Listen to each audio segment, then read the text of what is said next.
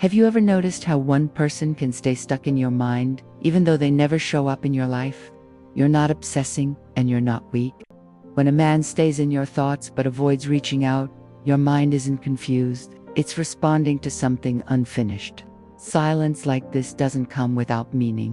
Your thoughts don't attach themselves to emptiness. We replay moments because something real was felt.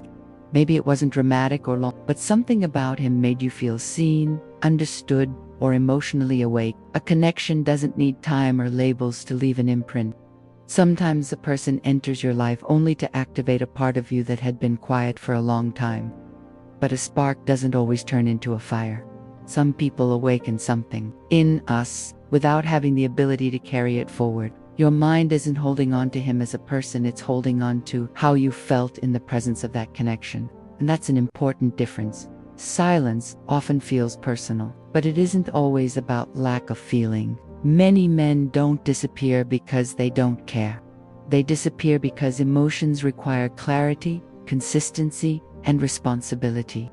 Reaching out means choosing direction, facing vulnerability, and being emotionally available, and not everyone has the capacity for that. Instead of communicating honestly, some choose distance. Silence becomes a way to avoid decisions and emotional expectations.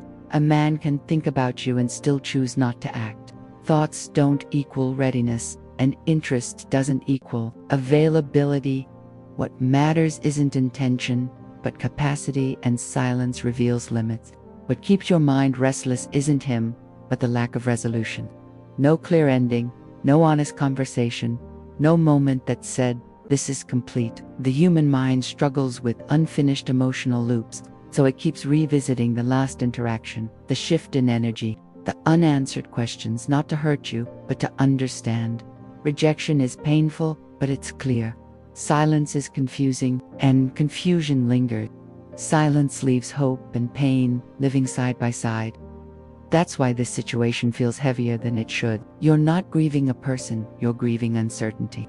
Closure doesn't come from silence, it comes from decision. But the moment you stop asking silence to explain itself, your mind begins to settle. There comes a quiet realization: if he wanted to show up, he would. Not because life is easy, but because effort always finds a way to express itself. Repeated silence is an answer. Not about your worth, but about his limits. And once you accept that, something shifts. You stop waiting. You stop checking your phone. You stop translating silence into hidden meaning. Letting go doesn't mean forgetting. It means removing someone from the place of expectation. You don't need anger, explanations, or one last conversation. You need peace. When you stop holding space for someone who isn't holding space for you, your thoughts quiet down, your emotional energy returns, and the space they once occupied becomes available for something healthier, mutual, and real.